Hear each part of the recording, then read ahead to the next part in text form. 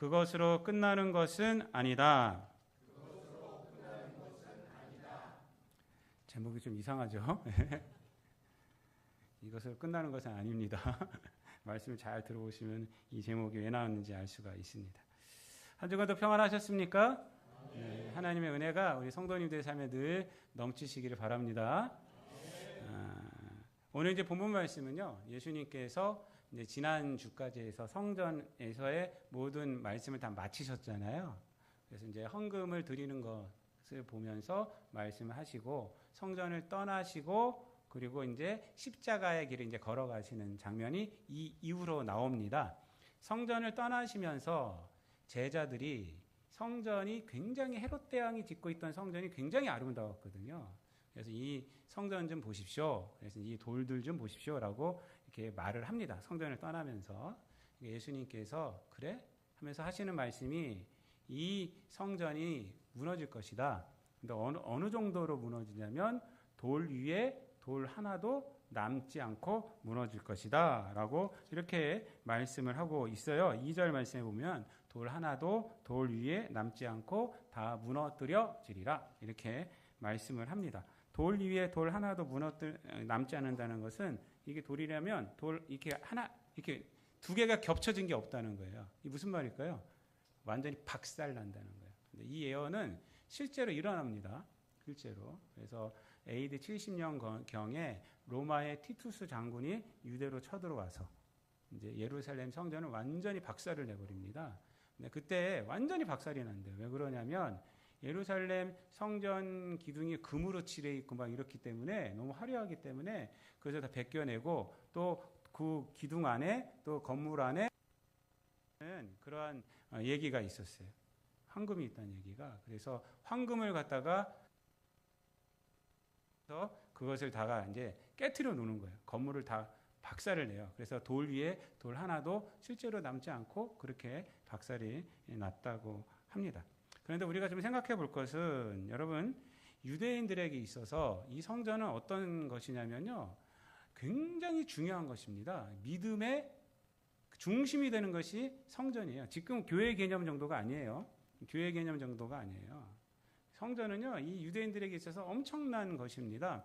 다니엘도 바벨론으로 잡혀갔을 때 자기 나라를 향해서 기도를 하지 않습니까? 근데 성경 보면 성전을 향해서 하루 3번씩 기도했다. 이렇게 말씀을 하고 있어요. 성전을 향해서. 그러니까 그때도 성전은 무너져 있었어요. 바벨론에 의해서 무너져 있었어요. 무너졌음에도 불구하고 다니엘은 그쪽을 향해서 성전을 향해서 기도하고 있어요. 왜? 신앙의 중심이 거기 있었기 때문에 그렇습니다. 그래서 이스라엘 백성들은요. 바벨론에서 포로로 다시 포로가 해제되고 다시 귀환했을 때도 가장 먼저 한 것이 뭐냐면 성전을 짓는 거였어요. 성전부터 지어요. 그런데 성전 짓다가 자기 생각대로 되지 않으니까 멈춰요. 멈춰가지고 16년에서 20년 정도가 지난 이후에 하나님께서 학개 선지자를 통해서 다시 성전을 재건하라 이렇게 명령하지 않습니까?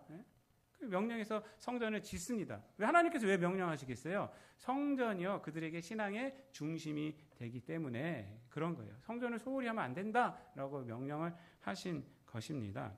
그러니까 이 성전은요 유대인들에게 엄청나게 중요한 거거든요. 그런데 예수님께서 이런 예언을 하신다는 것은 돌에 맞아 죽을 소리예요. 사실은요. 이게 그냥 뭐 교회가 무너진다 이 정도 소리가 아니에요. 성전이 무너진다 이 소리는요. 정말 하면 안 될 소리가 유대 사회에서 안 될 소리 중에 하나가 이 성전을 저주하는 거예요. 성전을 저주하는 거예요. 그런데 예수님께서 이렇게 말씀을 하고 있어요. 왜 이렇게 말씀할까요? 이렇게 말씀하신 이유는 여러분 성전에서 중요한 게 뭐예요? 하나님의 임재입니다. 근데 이때 당시에는 성전은 중요하게 여길 줄 알면서 하나님의 말씀은 등한시했기 때문에 그래요. 하나님이 없는 성전은 하나님이 임재가 없는 성전은 필요 없는 거거든요. 그래서 예수님은 성전 정화시키잖아요. 예루살렘에 들어가시자마자 성전 정화를 시키시면서 도둑의 소굴로 만들었다 이렇게 말씀을 하지 않습니까? 내 집은 만민의 기도하는 집이다 하면서 거기를 다 청소를 하지 않습니까? 이 성전이 멸망한다라는 것은 뭐냐면 너희들이 지금 갖고 있는 성전 신앙은 성공할 수가 없다. 거예요. 왜요? 하나님이 없기 때문에. 그래서 너희들이 갖고 있는 지금 성전을 향한 신앙은 실패할 것이다 라는 말씀을 지금 하고 있는 것입니다. 그러나 예수님의 이 말씀은 저주의 말씀으로만 우리가 해석하면 안 됩니다. 왜 그러냐? 무너진 이 성전 자리에 예수께서 진정한 성전을 세우실 것이기 때문에 그렇습니다. 그 성전은 무너뜨리고 그 가운데 십자가와 부활, 복음이라는 성전을 예수님께서 세우십니다. 이 성전은 절대 무너지지를 않습니다. 왜요? 하나님의 아들 예수님께서 세우시기 때문에 그렇습니다. 인간의 노력으로 세워지는 것이 아니라, 인간의 화려함으로 세워지는 것이 아니라 하나님의 아들 예수님이 자기의 몸으로 세우시는 것이기 때문에 절대 무너지지 않습니다. 여러분, 우리가 그래서 이 땅에 살아가면서 우리는 어떤 신앙이 있어야 되는가? 바로 예수 그리스도를 향한 신앙이 우리에게 있어야 하는 것입니다. 교회에서도 마찬가지. 여러분, 예배당 이 건물은 아무것도 아니에요. 여러분, 오늘 우리가 하나님을 찬양하고 예배하고 이것이 진짜입니다. 이것이 진짜. 그리고 우리가 믿음으로 살아갈 때 우리는 뭐가 됩니까? 세상에서 성전이 되는 거예요. 그래서 사도 바울은 너희가 성전이다 라고 이렇게 말씀을 하고 있지 않습니까? 그래서 이 복음 안에서 우리가 살아가야 돼요. 이 말씀은 그래서 이 하나님 없는 이 성전은 필요 없다. 이제 내가 성전을 세울 것이다 라는 메시지까지도 주는 것입니다. 하여튼 여러분, 이 말씀은 유대 사람들에게서는 충격적인 말씀이에요. 충격적인 말씀이에요. 성전이 무너지다니.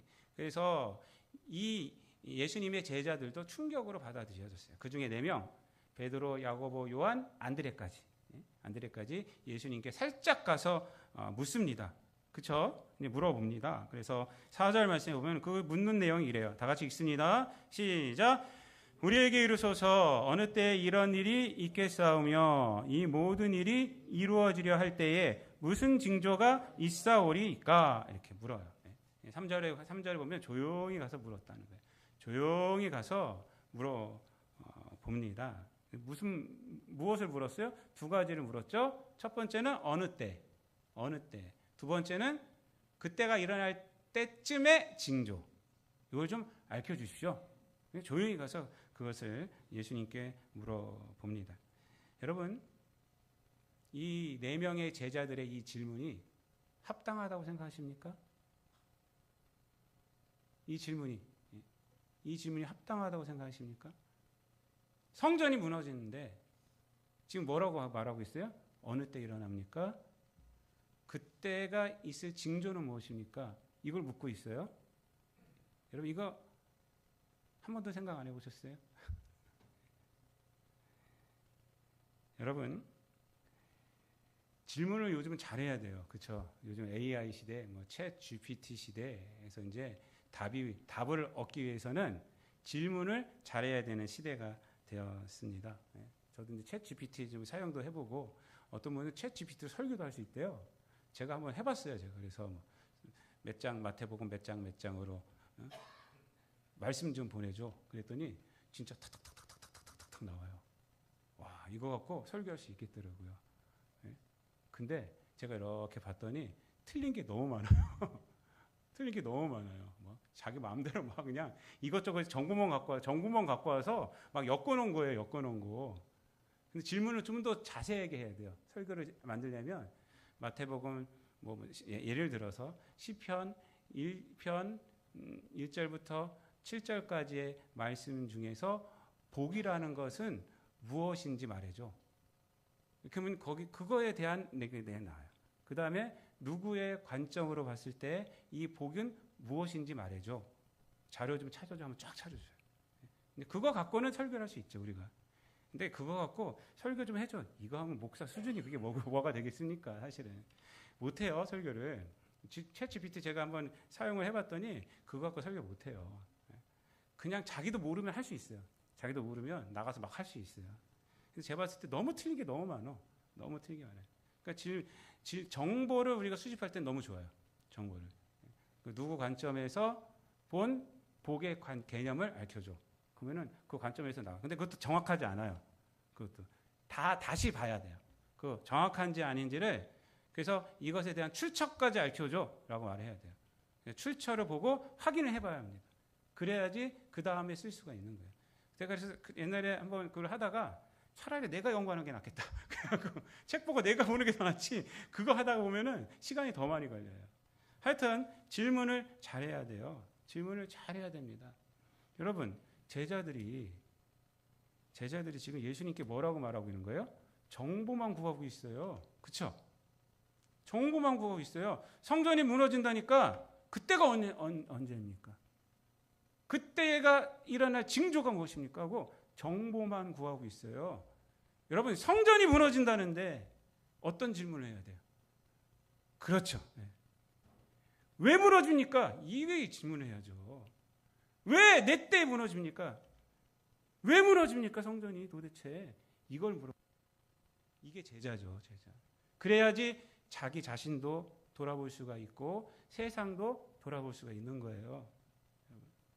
질문이 정말로 지금 잘못된 거 있는 것입니다. 이것은 왜 그러냐? 이 질문을 통해서 우리가 알 수 있는 것은 제자들이 예수님과 아직 결이 다르다. 결이 달라요, 결이. 3년 동안 예수님을 쫓아다녔지만 정보나 이런 것들은 많이 수집했지만은 자기 생각 가운데서 예수님을 통해서 내가 성공할 수 있겠다라는 생각은 가지고 있을지 모르겠지만은 결은 틀려요. 결. 제가 2주 전에 페이스북에서 어떤 목사님이 쓴 글인데 너무 좋아하고 제가 갖고 와서 제가 갖고 있어요. 저는 여태 제 여기에 보면 메모지에 굉장히 메모 많이 돼 있어요. 좋은 글들이 있으면 다 복사해서 갖고 오고 갖다 놓고 해서 이렇게 설교할 때도 이렇게 참고도 하고 또 가끔 제가 또 보기도 하고 그래요. 어떤 거냐면요. 격이보다 결이 맞는 사람이 더 좋다. 이런 말이에요. 격. 그러니까 격과 결이 어떻게 다르냐? 격은 외적인 수준을 말해요. 외적인 격. 그래서 뭐 VIP, VVIP, 뭐 너 돈이 얼마야? 나하고 격이 맞아야 돼. 지식이 얼마나 있어? 격이 맞아야 돼. 이렇게 하잖아요. 결은 뭐냐면 결은 자기 타고난 성품, 두 번째는 살아가면서 다듬어진 내적인 성품을 말한대요. 그러니까 사람들은 다 타고난 성품이 있어요. 근데 그 타고난 성품이 고난이나 여러 가지 힘든 일을 겪으면 바뀌기도 해요. 다듬어져요. 고난이나 이런 것을 많이 겪은 사람은 성품이 좋기도 하고 뭐 더 뾰족해질 수도 있겠죠. 어떤 분은 고슴도치가 되기도 하지만은 대부분 보면은 은혜 안에 있는 사람들은요 다 이 결이 좋습니다. 성품이 좋아요. 그래서 남자 여자가 만나서 혼인하는 것을 뭐라고 그래요? 격혼이라고 그래요? 결혼이라고 그래요. 결혼. 근데 오늘날 문제가 되는 것이 결혼이 격혼이 돼서 그래요. 늘 외적인 수준 이런 것만 따져보고 있어요. 이런 것만. 결을 따져야죠. 결을 따져서 성품이 좋고 나랑 맞고 이런 걸 따져야지 돈이 얼마고 학력이 얼마고 어쩌고 저쩌고 이런 거 따져갖고 결혼을 하니까 이게 문제들이 많이 생기는 것입니다. 제자들의 이 질문도 보면은 예수님과 아직 결이 달라요. 예수님의 결을 가져야 되는데 예수님의 결은 갖지 못하고 있는 것을 알 수가 있어요. 그들에게 필요한 것은 지금 정보예요. 시대를 파악하는 것도 아니고 이 무시무시한 일들이 일어난다는데 정보. 여러분, 이 질문을 통해서 우리가 추측할 수 있는 것은 이들이 살짝이 와서 예수님께 물어보고 있거든요. 그러니까 자기들만 고급 정보를 갖고 싶은 거예요. 고급 정보. 자신들이 그 정보를 통해서 대단한 사람이라고 여겨지는 것이 더 중요했던 거예요. 아니, 성전이 무너진다는데 이 정보가 무슨 필요가 있어요? 예수님은 그 얘기를 듣고 때와 징조에 대해서 정확하게 말씀해 주지 않습니다. 때도 정확하게 말씀해 주지 않고 징조에 대해서도 정확하게 말씀해 주지 않고 대신에 이러한 일들이 엄청난 일들이 이제 일어난다. 그때 어떻게 살아가야 하는가에 대한 말씀을 해주고 있습니다. 여러분, 예수님의 말씀은 언제나 우리의 질문을 뛰어넘습니다. 뛰어넘어요. 우리가 하나님 앞에 질문할 때 그 질문에 대답 안 해줄 수 있어요. 그렇지만 예수님은 그보다 더 좋은 대답을 해주시는 거예요. 그렇기 때문에 우리는 예수님의 말씀을 쫓아가야 하는 겁니다. 쫓아가야 하는 거예요. 이 오늘 본문 말씀도 마찬가지예요. 때 그리고 그때 일어날 징조. 근데 그렇게 말씀하지 않고 다른 말씀을 해 주십니다. 뭐라고 말씀을 해 주시느냐? 이렇게 말씀하세요. 많은 사람들이 내 이름을 댈 거야. 이런 얘기를 하시죠. 그럼 미혹할 거야. 라고 해요. 그리고 또 뭐라고 그래요? 그 다음에 하시는 말씀이 7절 말씀. 다 같이 읽을게요. 시작. 난리와 난리의 소문을 들을 때에 두려워하지 말라. 이런 일이 있어야 하되 아직 끝은 아니니라. 라고 말을 합니다. 여러분, 이 7절 말씀에서 제자들이 가져야 할 태도가 딱 단어로 나옵니다. 동사로. 무슨 말이에요? 두려워하지 말라. 이거예요. 두려워하지 말라. 이게 제자들이 가져야 할 태도예요. 성전이 무너지고 여러 가지 일들이 나타나고 막 어려운 일이 있을 때 두려워하지 말라. 이게 제자들이 가져야 돼요. 그렇다면 왜 두려워하지 말라고 지금 말씀하고 있어요? 7절 말씀 마지막에 보면 이렇게 말하죠. 이런 일이 있어야 하되 아직 끝은 아니니라. 이렇게 말해요. 여러분 이 말씀이 오늘 제목이에요. 아직 끝은 아니니라. 이 말씀이 공동 번역 성경으로 보면은 저렇게 나와요. 그것으로 끝나는 것은 아니다. 이렇게 나와요. 그러니까 거짓 선지자들도 나타나고 그 다음에 난리야 난리 소문이 있고 9절 이하로 보면 난리야 난리 소문에 대한 구체적인 것들이 쫙 나타납니다. 뭐 그냥 뭐 전쟁도 일어나고 뭐 이걸 뭐 요즘 말로 하면 핵무기다 뭐 이런 얘기하고 또 자연 재해들도 많이 발생하고 이런 일들이 난리야 난리 소문들이 일어나요. 근데 뭐라고 말씀하시느냐? 두려워하지 말라. 이 말이에요. 두려워하지 말라. 그런 일들이 있겠지만 두려워하지 말라. 전쟁도 일어나고 재난도 일어나고 병도 있고 그 다음에 세상적인 재해도 있고 별들이 떨어지고 있겠지만 두려워하지 말라. 왜요? 아직 끝은 아니기 때문에. 이 무슨 얘기일까요, 여러분? 무슨 얘기일까요, 이게? 아직 끝이 아니다는 것이 무슨 얘기예요, 도대체? 더 무서운 것이 올 거다. 그때 가서 두려워해라. 이 말일까요, 여러분? 그 말이 아니에요. 저것이에요. 그것으로 끝나는 것은 아니다. 이게 엄청난 말씀입니다. 그래서 두려워하지 말라. 그것으로 끝나는 것은 아니다. 영어로 하면요. Such thing is must happen, but the earth is still to come. 그러한 일들은 반드시 일어난다는 거예요. must. 그런데 the end, 끝은 여전히 오고 있다 이 말이에요. 여전히 is still to come. 여전히 오고 있다. 그런 일들이 끝이 아니라는 거예요. 끝은 여전히 오고 있다. 여러분 이 말씀이 진짜 기가 막힌 말씀이에요. 무슨 얘기냐면요. 분명 핍박의 시대는 오지만 그 핍박으로 인해서 세상이 끝나는 것은 아니다라는 거예요. 끝은 오고 있다는 거예요. 오는 끝이 무엇일까요, 그러면? 오는 끝이 바로 예수님이에요, 여러분. 그래서 결국 이 말씀은 뭔지 아세요? 이 말씀은 핍박으로 너희들 망하는 것이 아니다. 전쟁으로 너희들 망하는 것이 아니다. 세상 재해로 너희들 망하는 것이 아니다. 끝은 누구에게 달렸다는 거예요? 하나님께 달려 있다는 거예요. 끝은 세상에 있는 것이 아니라 끝은 하나님께 있다라는 거예요. 그러니까 세상에 핍박이 올지라도 난리야 난리 소문이 있을지라도 그것 때문에 두려워하지 말아요. 끝은 누구에게 있어요? 나에게 있다. 하나님께 있다는 거예요. 그러니까 두려워하지 말라라는 거예요. 여러분, 세상의 힘과 세상의 능력이 끝을 오게 하는 것이 아닙니다. 나아가서 인생의 죽음이, 인생의 고난이 우리에게 끝을 주는 것이 아닙니다. 나에게 지금 일어나고 있는 개인적인 일들, 뭐 병이 들었다거나, 뭐 사고를 얻었다거나, 이것이 나에게 끝을 구하는 것이 아니라는 거예요. 끝은 누구에게 있어요? 하나님께 있다는 거예요. 결국 이 말씀이 의미하는 것이 뭡니까? 하나님을 의지하라 이거예요. 하나님을 의지하라. 너희들 왜 징조 이런 거 생각하고 있느냐? 지금 너의 현실에서 바라보아야 할 것은 끝을 주시는 하나님이다 이거예요. 그런 소문이 나고 성전이 무너지는 일들이 일어나고 여러 가지 일들이 일어날지라도 그것 아무것도 아니다. 끝은 그것이 아니라 그런 것이 일어나긴 하겠지만은 끝은 여전히 오고 있다. 여전히 오고 있다. 나에게 있다. 하나님께 있다라는 것이. 여러분, 우리가 이 말씀을 우리가 가슴에 새겨야 합니다. 여러분, 이 말씀은 물론 우리가 고난에 대한 그런 말씀으로 적용할 수도 있지만 개인적으로 더 중요한 것은요, 바른 신앙관을 말씀해 주는 거예요. 오늘날 신앙을 보면은 극단자의가 두 개가 있어요. 하나는 열광주의고 하나는 회의주의예요. 하나는 열광주의는 뭐냐면 예를 들어서 예수님께서 내일 오신다고 생각하는 거예요. 그건 좋은데 그러니까 오늘은 필요 없다 이거예요. 오늘은 그냥 마음대로 살자. 뭐 내일 오시는데 내가 여기서 숨쉬고 먹고 하는 게 뭔 소용이 있느냐. 데살로니가 교회가 그랬어요. 데살로니가 교회가 그래가지고 사도 바울이 뭐라고 그랬어요?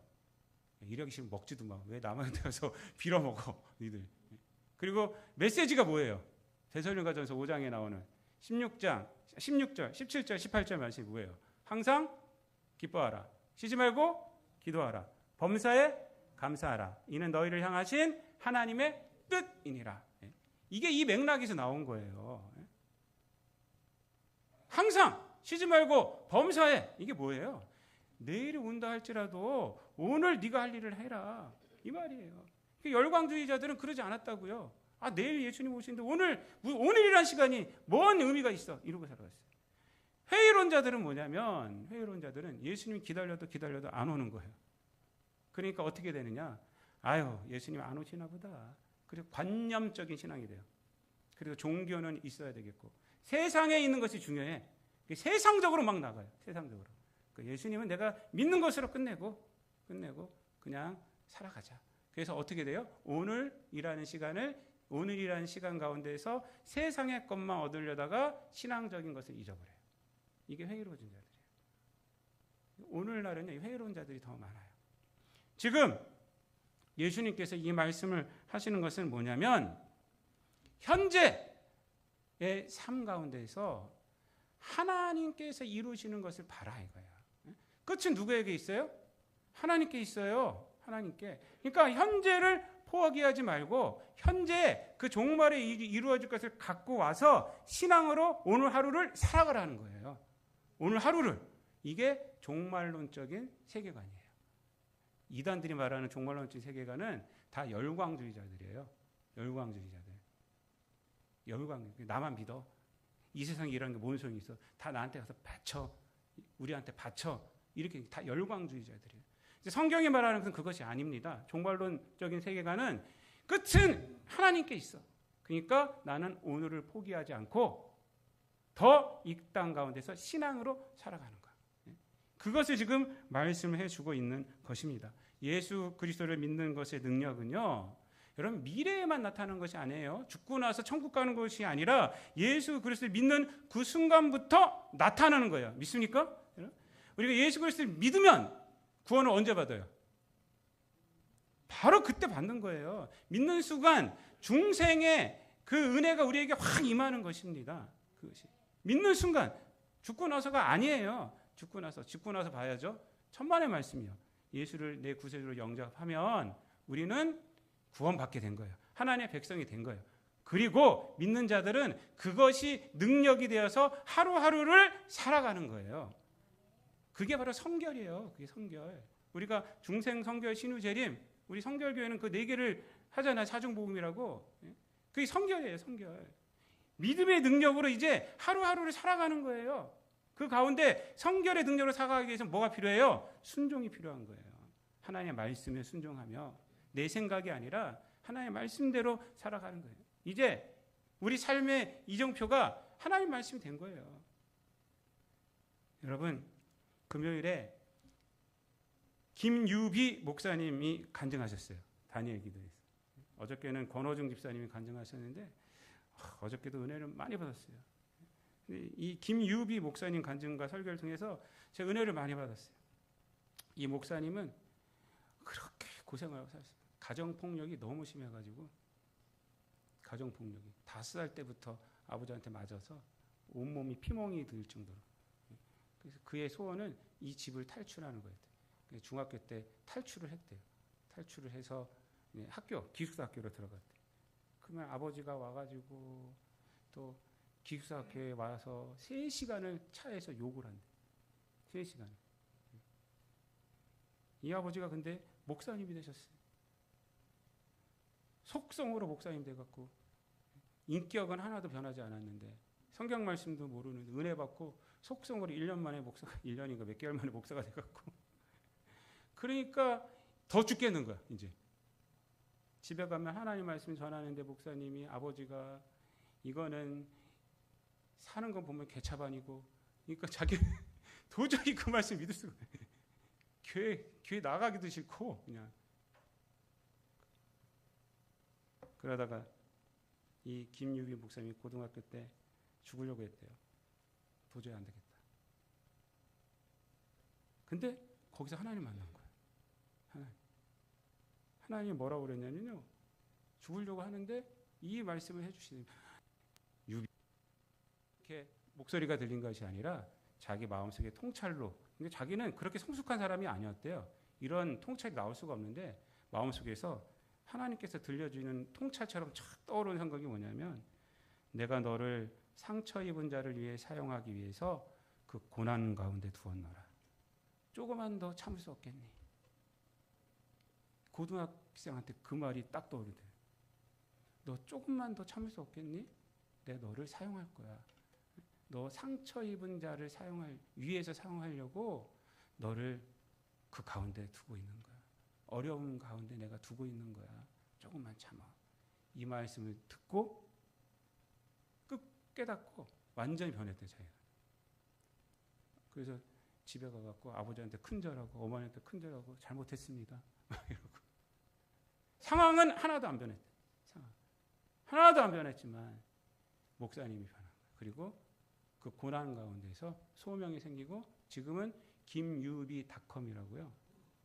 이분이 안산 동산교회에서 부목사를 굉장히 잘하셨더라고요. 보니까 또 나와서도 부교육자 잘하다가 지금은 김유비닷컴이라 해서 상처 입은 자를 위한 사역을 하고 계세요. 정말로 상처 입은 자를 위해서 여러 가지로 힘들고 그러한 어렵게 살아가는 그 학생들 사람들을 위해서 그 사람들 상담해주고 기도해주고 함께 울어주는 그러한 사역을 하고 있습니다. 여러분 신앙의 능력은요 예수님이 언제 오시고 종말이 언제 일어나는 것 이것을 아는 것에 있는 것이 아닙니다. 여러분 그걸 안다고 해서 종말 피할 수 있어요? 피할 수 없어요. 여러분 우리가 예언서 봤지만 하나님은 어디에 숨어 있든지 다 찾아내서 심판할 사람들은 심판하고 구원할 사람들은 구원하신다 그래요. 이게 이 소선지자에서 말하는 거예요. 어디 있든지 간에 너희들 실망하지 마라. 누가 보지 않는다고 실망하지 말라. 네 믿음 이렇게 한다고 여기서 하나님의 미를 떨어뜨린다고 실망하지 마라. 하나님은 다 찾아내신다는 거예요. 심판할 사람들 아무리 숨어 있어도 다 끝까지 가서 끝까지 쫓아가갖고 심판할 사람 잡아갖고 심판하시고 구원할 사람들을 구원한다라고 말해요.